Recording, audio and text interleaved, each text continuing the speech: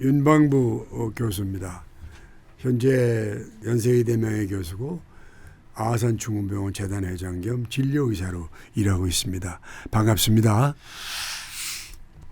무슨 말씀을 드리면 좋을까? 근데 많은 사람들이 걱정하는 게 있죠. 첫째, 내가 이거 늙는데 제대로 늙어야 될 거 아니야? 두 번째는 이거 내가 늙으면 무슨 병 걸리는데 이거 어떻게 하면 좋을까? 이런 생각을 하실 것 같아요. 그래서 제가 오늘은 이 나이가 든다. 나이가 들 때에 우리가 나타나는 몸의 증상, 질병에 대해서 여러분께 좀 소개를 해드릴까 합니다. 우리가 보통 노화 그러면 제가 전에도 말씀드렸습니다만은 그 생물학적인 나이는 전혀 신경 쓰지 말아라. 그건 전혀 우리에게 의미가 없는 것이고, 그 사회적으로 이 사람들이 정책적으로 하는 것이니까 문제는 이 소위 기능적인 이야기로 해야 됩니다. 우리 인간, 한국 사람의 기능에 대해서 좀 말씀드리겠어요. 뭐가 기능적으로 늙었느냐? 저는 생물학적 나이에다가 0.7 곱하기 1.2를 얘기합니다. 그게 무슨 말이냐면 70살 먹은 사람이라 그러면 기능이 49살부터 84살까지의 기능이다. 어떤 사람은 49살이 되는 기능이고 어떤 사람은 84살인 기능을 갖는다. 그러니까 이 기능이라는 것이 결국 노화의 표준이 돼야 된다. 그러니까 이 기능이 결국은 잘 쇠퇴돼서 잘 되지 않을 때 그게 노화라고 말씀드릴 수 있죠. 자, 이 기능이 이렇게 될 때 또 여러 가지 문제가 있지만은 그 중에 생물학적인 거, 유전적인 거, 또 평소에 자기 생활, 결국은 이 기능이라든지 이거는 내 지금까지 살아온 과정의 총평점입니다. 그래서 생각하시기 바랍니다. 자, 그러면 노화가 됐을 때 우리가 생기는 질병 한번 좀 말씀드리죠. 물론 특징을 보면 얼굴에 주름살 생기죠. 이것은 어쩔 수 없이 세월이 가면은 우리에게 오는 것이기 때문에 겉으로 나타나는 증상 중에 하나라고 보시면 됩니다. 근데 다행인 것은 이거 고칠 수 있거든요. 주름 필 수 있고 어려울 거 없죠. 그러니까 그까짓 건 금방 우리가 고는데 문제는 소위 말해서 우리 인간이 왜 병이 드느냐. 이렇게 크게 둘로 봅니다. 하나는 인간, 그다음에 병을 만드는 원인. 이 둘의 싸움입니다. 만약 인간이 사람이 세면 그 병이 생기지가 않죠. 병균이 와도. 근데 사람이 약하면 병균을 조금 이길 수가 있죠. 근데 이런 두 가지 병균과 소위 호스트 에이전트라고 그러는데 인간과 병균 사이에는 환경이라는 지렛대가 있습니다. 이 환경이라는 지렛대가 뭐냐? 우리가 살아오는 삶, 종교, 또 역량, 또 그 나라의 발전 속도, 의학적인 발전, 의료시설, 사회제도, 행정적인 거, 이 모든 게 받침의 지렛대가 되죠. 그래서 이 소위 병이 걸리는 숙주, 병을 만든 원인균이 누가 이기냐에 따라서 병이 발생하는데 이 가운데 있는 환경이 이게 어느 쪽에 기울느냐에 따라서 달라집니다. 예를 들어서 인간 쪽에 기울어지는 환경이 많아지면 이 병균이 아무리 가도 병 걸리지 않죠. 그런데 병균 쪽으로 기울어지는 게 많으면 금방 병이 생기죠. 이렇게 생각하시면 우리가 보기가 좋습니다. 그래서 첫 번째 제가 말씀드리고 싶은 것은 여러 가지 전염병, 감염병. 제일 흔한 거 감기, 또 독감, 또 코로나 이거 걸리잖아요. 근데 안 걸리는 사람도 많거든요. 꼭 노인이라고 걸리는 거 아니에요. 나 걸린 적 없습니다. 지금까지. 코로나도. 자, 그래서 그건 뭐냐면 다시 말해서 내가 면역이 어떤 애에 따라서 노화와는 관계없습니다. 그러나 일반적으로 나이가 든 사람에게 이런 병은 많이 생기죠. 또 우리가 지금 제일 많이 노인들이 나이 든 사람이 돌아가는 게 폐렴입니다. 폐렴의 원인은 여러 가지 감기 끝에도 오지만은 폐렴 구균 때문에 옵니다. 이 관리를 잘못하다 보니까 몸이 면역이 약하다 보니까 폐렴이 생겨요. 자, 그래서 이런 지금 감염병, 다시 말씀드려서 대상포진, 그 다음에 폐렴, 감기, 독감, 코로나. 이거는 나이가 들수록 많이 생기는 병입니다. 그러나 개인 차이가 있다. 그런데 단 하나 우리 여기서 좀 말씀드릴 수 있는 것은 다행히 이 병은 영양 상태 좋고 잘 먹고 또 잘 놀고 잘 쉬고 그 다음에 또 예방 접종이 있었어요. 예방접종 반드시 하시고 그렇게 하면 노인 때문에 온다는 소리는 듣지 않게 되어 있습니다. 두 번째는 지금 나이가 들면 걱정되게 넘어지는 거예요. 목욕탕에서 미끄러졌다. 뭐 등산하다 넘어졌다. 되게 미끄러지는 분이 굉장히 많아요. 왜냐하면 움직여야 되는데 움직이지 않다 보니까 그 평형도 안 맞고 밸런스도 안 맞다 보니까 목욕탕에서 쭉 미끄러지고 길 가다 미끄러지고 넘어지고 그러면 골절이 생기죠. 또 뇌진탕도 생기죠. 많은 문제가 생기죠. 특히 그 평소에 잘 운동도 안 하고 가만히만 있던 사람이 미끄러지면 이 골반에 골절이 오면 3개월 이내 대부분이 사망하세요. 그 다음에 또 우리가 척추 문제죠. 척추, 디스크. 저도 개인적으로 디스크를 좀 한 2, 3년 전에 한번 생겨가지고 몰랐어요. 나는 매일 막 7km를 매일 뛰고 30분씩 걷기를 하고 뭐 먹는 거 지 맘대로 먹고 그러고 사는 사람인데 저 다리가 저리고 이상해. 보니까 디스크 왔어요. 그래서 내가 그 전문하는 친구하고 상의를 했더니 야, 넌 늦게 온 거다. 우린 벌써 50대에 왔다 그래요.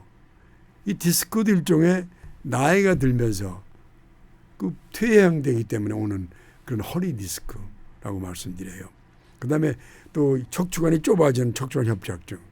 이것도 우리가 그 나이가 들어서 볼 수 있는 그런 병이라고 제가 그 얘기할 수 있습니다. 그 다음에 또 하나는 관절 뭐 약도 많이 선전하고 관절 많이 하죠. 그리고 비 오면 아이고 뭐 관절이 아프다는 얘기도 하고.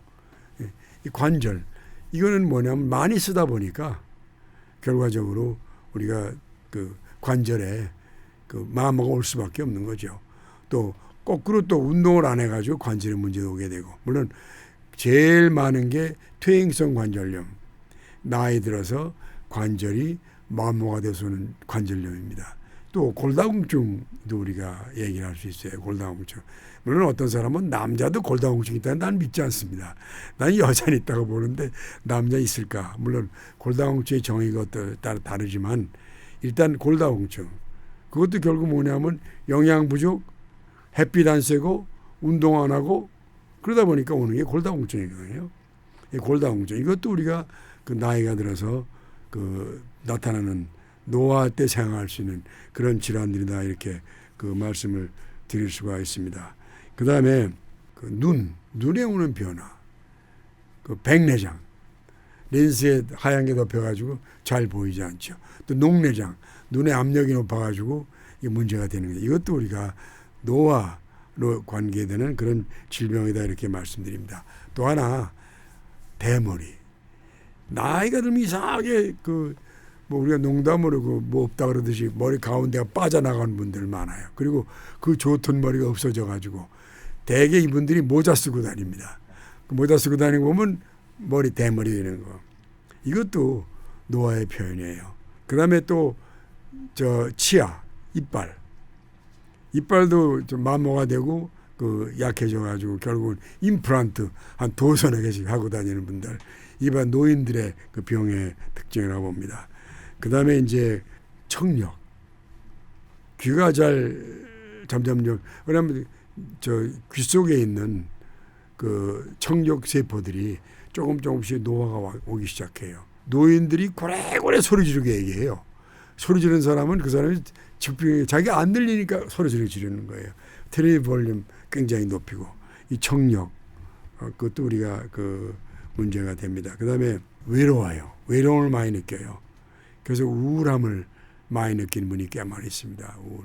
예를 들어서 그 노인이 돼서 노인이 나이가 좀 먹어가면 그 많던 전화도 거의 오지 않아요.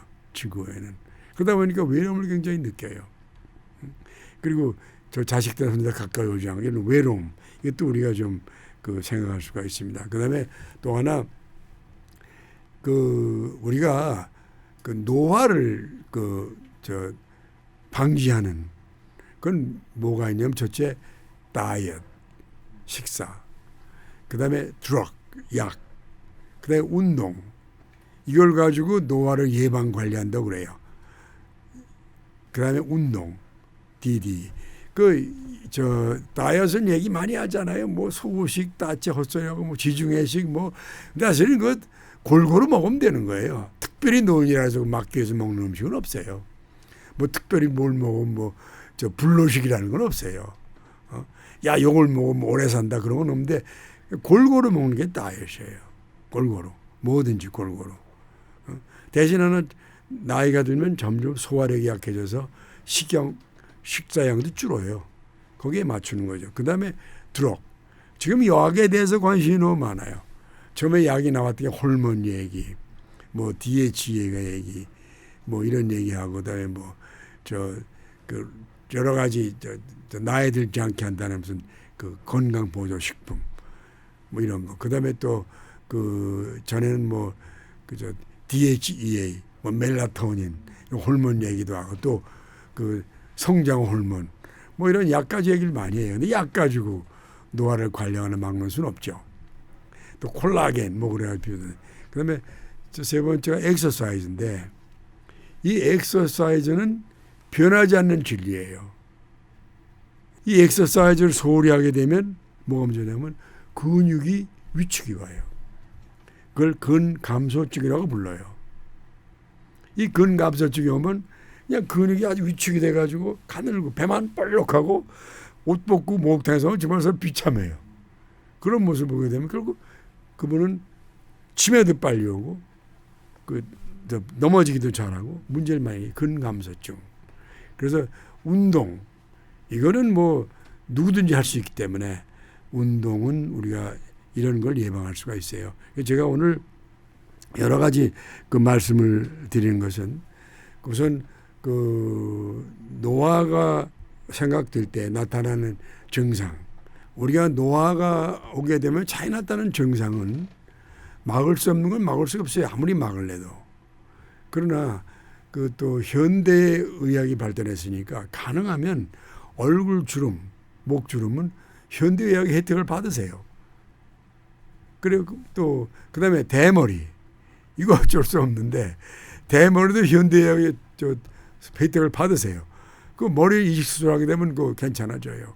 옷차림도 좀 청년처럼 깨끗하게 밝게 입고 그리고 꼭 기억할 건 말 좀 어디가 많이 하지 말고 소리 지르지 말고 결국은 우리가 다시 얘기하지만은 노화가 나타나는 우리 증상은 이런 것이지만 제일 중요한 것은 우리가 골고루 먹고 또 열심히 운동하고 또 그런 대로 사람들에게 긍정적인 생활을 하고 그다음에 또 내가 하나 의사면 의사 하나 잘 추천을 도와주고 상의도 하고 그다음에 현대의학의 혜택을 받으시면 다 받으시고 혹시 받을 게 있으면 다 받고 그다음에 예방적 물론 하시고 이렇게 하게 되면 나이가 들어서나 노화가 되어서나 차이가 없죠. 그렇게 우리가 관리해 나시길 바라고 제일 중요한 건 내 몸에 노화가 되어 나타나는 증상은 결국 내 모든 생활의 총뼈입니다. 내가 만든 거다. 이런 생각을 가지고 처음부터 젊어서부터 그래서 계획을 하시기를 말씀을 드립니다.